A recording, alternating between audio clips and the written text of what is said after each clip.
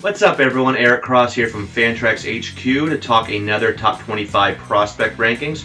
We're hitting the big one today, that's right, the San Diego Padres. That's a system everyone loves to talk about, and it's easy to see why. They've been one of the top systems, if not the top system, in terms of talent over the last couple of years. And that's very evident when you look at my top 10, which is MACKENZIE Gore to lead things off, followed by CJ Abrams, Luis Patino, Taylor Trammell, Luis Campuzano, Adrian Morejon at 6, then Hudson Head, Gabriel Arias, Tucupita Marcano, and rounding things out, Reginald Preciado, the recent 2019 J2 signing for them, and just another great signing, international signing for them. But let's start with MACKENZIE Gore, who is the top pitching prospect in baseball right now. Kind of took that reign firmly from Forrest Whitley, with Whitley's struggles in 2019. It's easy to see why. Gore just checks off all the boxes you look for with a future ace. He's 6'3", left-handed, projectable frame, strong athletic frame, still has some physical projection left.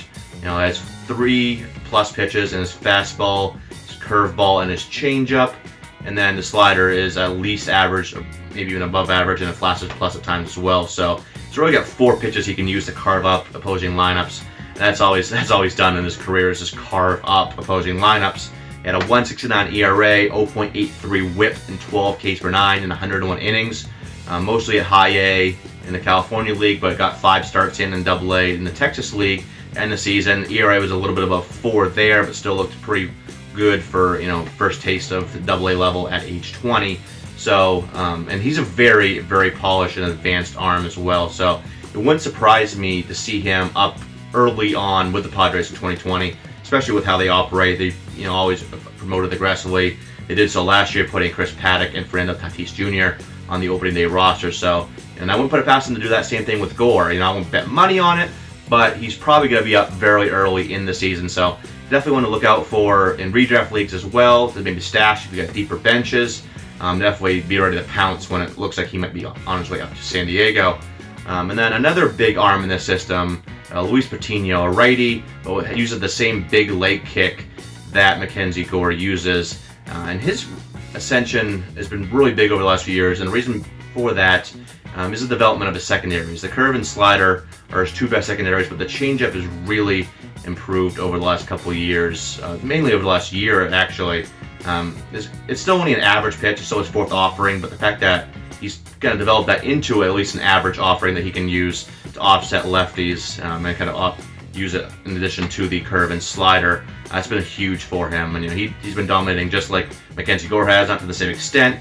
He had a 2.57 ERA and 11.7 Ks per 9 this year at the same 2 levels as Gore, but he is definitely right there as well, one of the top 5 to 10 pitching prospects in baseball. He's not too far behind Gore in terms of ETA. Probably Gore beats him up to the show, I'd say, but Patino maybe late 2020, early 2021. We should see him up joining Gore in San Diego, just dominating opposing National League lineups.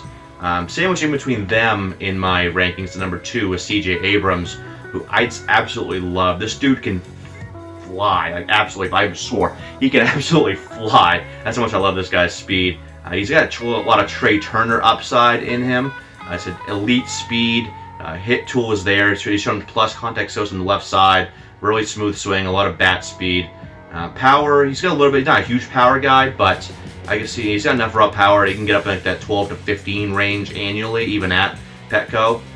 Whether he sees that shortstop long term, who knows? He's not the greatest defensively there, and also they got obviously Tatis there as well. So maybe move to center field, second base in the future, who knows? But wherever he ends up out of those 3 spots, he's going to be a fantasy dynamo with that speed and the average and a little bit of power as well. And then at 4, a guy that had a kind of a down 2019, going to get 234. That's Taylor Trammell. That's really dropped him down. He was a kind of a top 20 prospect on most lists, whether it's real life or fantasy, coming into 2019. Now he's kind of down 30s, 40s, 50s on a lot of lists. I still have him right around 40 or so, because this guy, he's a plus athlete, plus or better speed. He's got high baseball IQ. These are the guys you really like to put your money on, that they're going to figure stuff out and perform at a high level. And he's a guy that, the contact skills, even though he had a down year, he's shown above average contact skills. He's kind of shown a lot of the same similarities as ABRAMS, where you can hit for a good average and get that kind of 15 or so home run power. Not quite as much speed here with TRAMMELL, but he could be a 275, 280, 15, 25 type. So definitely looking for him to bounce back here in 2020. Great buy low guy in Dynasty League. So everyone seems to be kind of down on him, but they shouldn't be. This is still a very good prospect, so I'd be looking to buy low if possible in your Dynasty Leagues. And then the last person I want to talk about here is a guy that's really rising up rankings and first-year player draft rankings, and that's Hudson Head.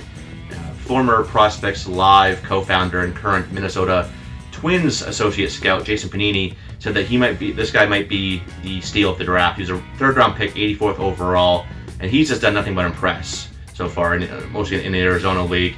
Didn't have the huge stats, but he's showing kind of like ABRAMS, a very smooth and electric swing from the left side.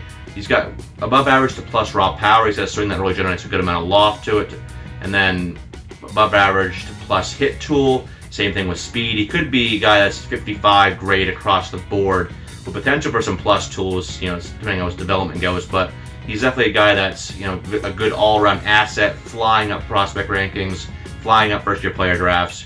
Now, I initially had him, I think, in the 40 to 50 range. Now he's a top 25 first-year player draft guy. So if you want him, you're going to have to jump early on him. But he's going to be worth it. This is a guy that's going to be a nice all-around asset that can contribute, like I said, above average tools across the board offensively. That's going to wrap it up here for the San Diego Padres list. That was just 5 of the guys in this system that I'm pretty high on. There's a lot more. So go over to FantraxHQ.com to check out the rest of my top 25 with all the blurbs I have there. And then make sure you check out the draft kit as well. We got a ton of content pumping out daily in that draft kit. A lot of good stuff there, so check that out before you head into your draft. And then make sure you also right here subscribe to this YouTube page for more videos coming out soon. Catch you next time.